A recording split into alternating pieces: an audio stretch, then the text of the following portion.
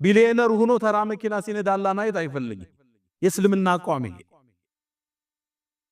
ለዛ ነው ነብዩ አለይሂ ሰላቱ ወሰለም አንድን ሰው አላህ የሰጠውን ጸጋ ሲጠቀምበት ሊያየው ይፈልጋል። ይሁብ ነው የሚለው ሐዲሱ። ይወዳል በእንባሪያ ሲያየው። ሀብት ካለ ጥሩ ቤት ነው ውስጥ ነው፣ ጥሩ መኪና ንዳ፣ ብራንድ ልበስ፣ ግን ወላ ተንሳ ነሲበከ ሚነ ዱንያ እንዳለ ሁሉ ወአሕሲን ከማ አሕሰነ አላሁ ኢለይክ።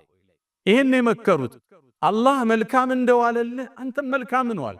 መስጂድ ስራ፣ ድሆችን ደግፍ፣ ወገኖችን አቋቁም፣ ቤተሰቦችህን እርዳ። ወአሕሲን ከማ አሕሰነ አላሁ ኢለይክ።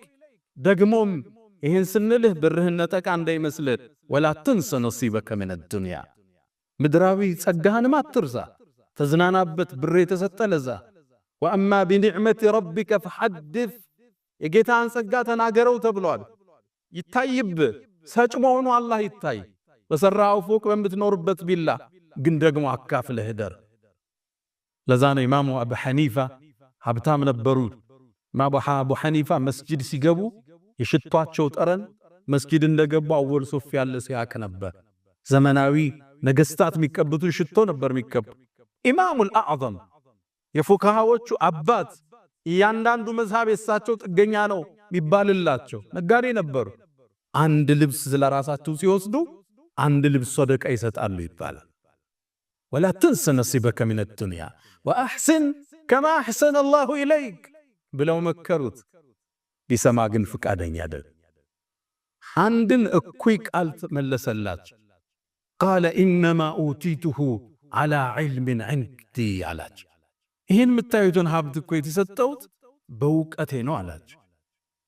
በቢዝነስ ጥበቤ፣ በግንኙነት ጥበቤ ሌት ተቀለፍቼ። አሁን እንደሚባለው ስለ ሀብቱ ሲናገር ቻይና ወጠን፣ ዱባይ ተመላልሰን፣ በረሃ ወርደን አርሰን፣ ወርቅ ቆፍረን እኮ ነው ያመጣ ነው ዝም የመሰለ ይላል። አንተ አዲስ አበባ ነው ያለው፣ ያንተ ወርቅ ቆፋሪዎቹ ግን ገጠር ነው ያሉት። እነሱ ካንተ በላይ የለፉን። የሰጠህ አላህን ወአተይና ሰጠነው አላህ። አው ግንኙነትን ተጠቅመ ሊሆን ይችላል፣ ደክመ ሊሆን ይችላል። ካንተ በላይ የሚደክሙ ግን ሰራተኞች አሉ። ያንተን ያህል ሪዝቅ የላቸው። ሪዝቅ የሚሰጠው አላህ ነው። ሲሳይ የሚከፍተው አላህ ነው። አው ሰበብ አድርሰ ሊሆን ይችላል፣ ደክመ አታትረ ሊሆን ይችላል። ካንተ በላይ የሚታትሩት ግን ያንተ ቅጥረኞች ናቸው። ኢነማ ኡቲቱሁ ዐላ ዒልሚን ዒንዲ። ይሄ ዝም ብሎ የመጣ ብር መሰላል። በእውቀቴ እኮ ነው ደክሜ ወጥቼ ወርጄ አሰላስዬ ግንኙነት ፈጥሬ ኢንተርናሽናል ኔትወርክ ፈጥሬ የመጣ ብር እኮ ነው አለ። አላህም ተቆጣበት።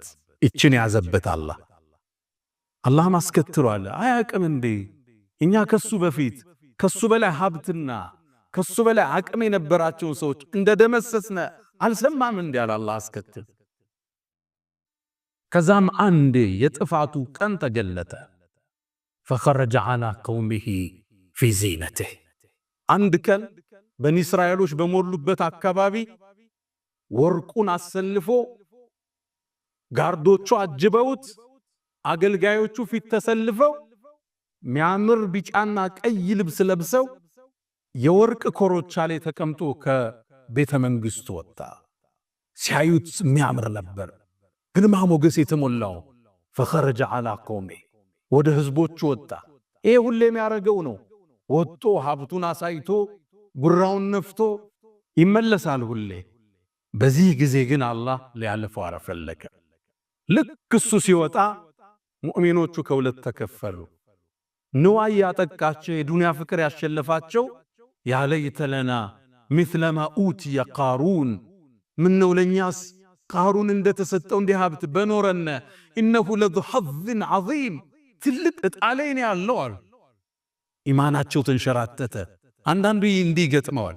የሌሎችን ሀብት ሲያይ ምቾት ድሎት ሲያይ ኢማኑ መርጊያ ያጣል። እነዛ ሙእሚኖቹ ዕውቀት የተሰጣቸው ግን ዞር አሉ። እንዴ እናንተ ምን ነካችሁ? ይሄ እኮ የዱንያ ተራ ጥቅም ነው፣ ጥቅማ ጥቅም ነው።